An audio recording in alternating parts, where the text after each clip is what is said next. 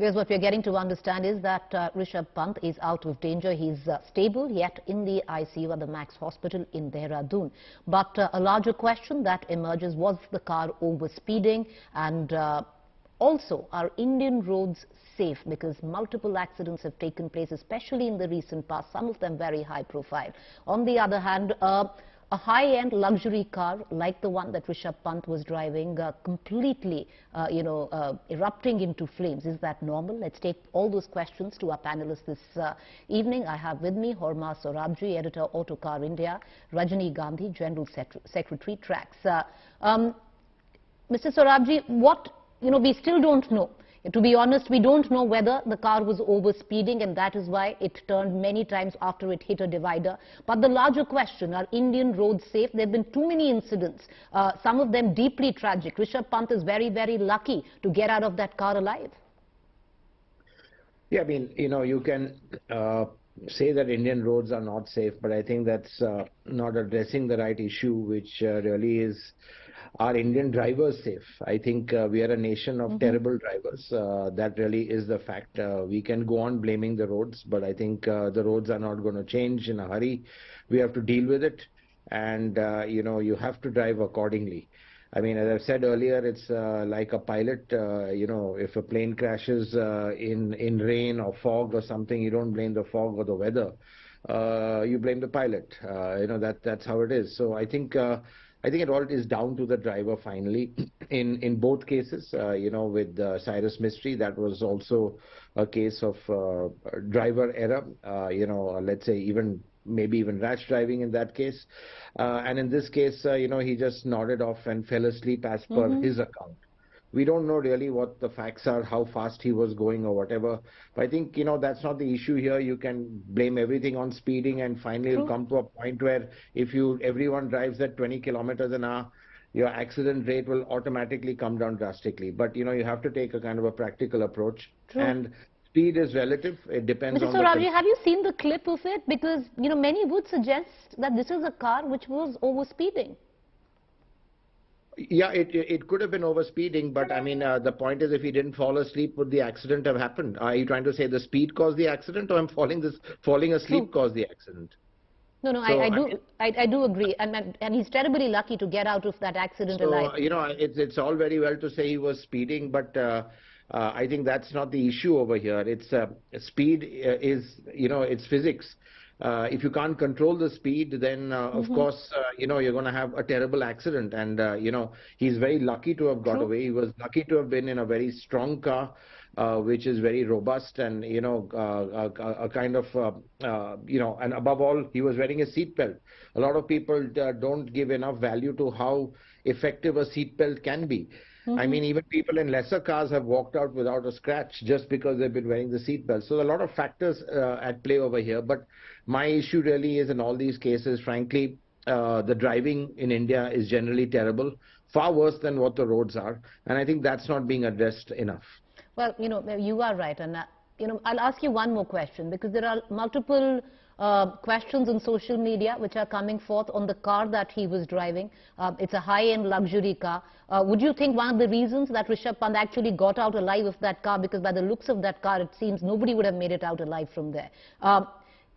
Would that be because the car was sturdy enough to sustain an impact such as what, we saw at least in the CCTV images? And the other part, Mr. Sorabji, that many also talk about, which is the incidence of so many cars catching fire on impact. Yeah. So I think, firstly, definitely, the Mercedes he was driving, they are built to a very, very high safety standard. So he was very lucky to get away. And I think one important point here, which is different from other crashes, is that if he nodded and fell asleep, he didn't even have time to apply the brake. So that meant he really went into the divider at a really high speed, because otherwise, when you do a misjudgment, you realize you hit the brakes, you try and slow the car down, and even that's not enough. But typically there's always some sharp deceleration before impact if you're alert. But in this case, he was asleep, so I assume he didn't even touch the brakes. So the speed was quite high. And it's amazing that, he walked out. It really is a testimony to the body structure of the car. Now, cars catching fire, it should not happen, but they do catch fire. Don't forget, these cars are with very flammable fuel. Typically, it's a protocol that all manufacturers, whoever it is, they have a fuel cell which is typically should be puncture proof. It's got a bladder inside which kind of, doesn't allow it to spill. But, at the end of the day, the severity of the accident, can make things happen. It could be a fuel line got ruptured or whatever. I don't know what the issue was or what even the condition of the car was that led to it. It may have been something, which was not related to the design. So we don't know that. But it's not that fires don't happen. They do happen. I mean, these are, the cars run on very combustible fuel, and petrol is much more combustible than a diesel, and this car was a petrol car. So yes, fires do happen, but he was again very lucky to get away. And looking at that image, I think really, he's got a second life. Mr. Sarabji, stay with me. I just want to bring in Rajni Gandhi as well. He's the General Secretary of Tracks. And there's an important point that Mr. Sarabji was raising, and I would reckon most of us who drive on the roads of India would concur, which is that there needs to be an urgent, push to sensitize Indian drivers, and not just that, and maybe actually push through with the fact of safe driving, because most of us on the roads are terrible, terrible drivers. But Rajni Gandhi, would this also point out to the fact that there needs to be better patrolling where our highways are concerned, especially in terms of overspeeding? Because yes, in this case, Rishabh Pant says, he fell off, nodded off on the wheel. It happened in the morning. There was a fog factor as well. All of that aside, there prima facie, the clip also suggests that the car was at high speed.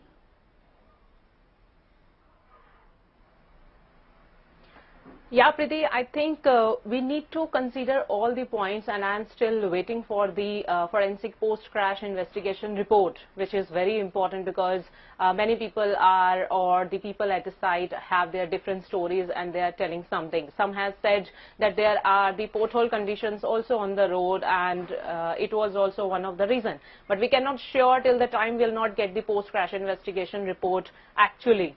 And in case of the condition right now, we have, if we talk about the speed and everything, like our other guest was also talking about the speed and everything. So we need to consider that there is a speed and there is a over speed. If we talk about Mr. Cyrus Mistry road crash also, so one of the factor was the over speed. We need to categorize these things. We need to find out in the investigation itself. There is a law guidelines which say that under section 135 we have to point out exact issues that why the crash has happened.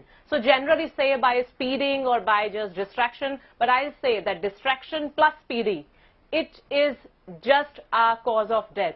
So we need to take care about that. And when you have in such a situation, when you are going to face fog or smoke like situation, we need to be cautious that how we are going to put it up. And I think many of the authorities right now, I have been in touch with one of the, I think Noida authority or somewhere, people who are, the authorities are already asking people to drive at some stretches at a lower speed. So this is required from the authorities side also. And one of the another part is that enforcement. Are we actually missing the enforcement controlling the speed on our national highways? See, we are going to have very good infrastructure in coming days. Our Honorable Minister is very much behind to get a very good infrastructure for us.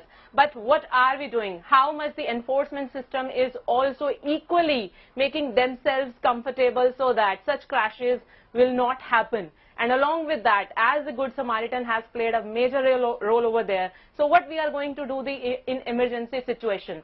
So, Preeti, I have a National Road Safety Policy draft which came into 2010, and we are into 2022. After that, the Sweden Declaration has also gone, and there is a need that we need to consider these all 5 pillars which are important, and many times World Health Organization, United Nations, everybody has said about, and we ourselves also did signing a declaration people.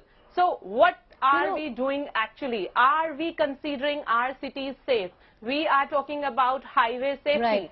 So are we keeping such a mentality of people that they have to drive So safe I would reckon, yes, in front of their the house onus is till on the us, and there national needs to highway be a and the larger road amount of patrolling, infrastructure especially also. where Yeah. highways are concerned. But, you know, Horma Sorabji, I'm just going through figures, because we were talking about that earlier as well, that India has terrible drivers, but it also, somewhere down the line, where the authorities are concerned, do we have enough patrolling on highways, especially when it comes down to overspeeding and breaking rules? The figures are astounding, Mr. Sorabji. You know, if I look at it, in 2021, 1.5 lakh lives, you know, were lost in road crashes, which averages to 426 lives daily or 18 every hour. These are astounding figures. Yeah. Absolutely, but you know, definitely in enforcement we have to do, but don't forget India is a big country. I mean, how much can you enforce? Yes, we do have you know, speed cameras on certain highways, and that's definitely helped.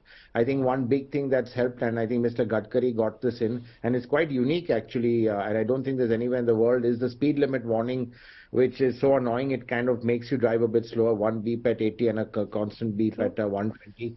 So you do have these things which kind of control the speed. But you know, at the end of the day, I just think you know, we need to be a little bit tighter on the way we drive. And a lot of these fatalities you're talking about, majority of them are two-wheelers. A lot of them not wearing helmets, and you know, just the absolute basics.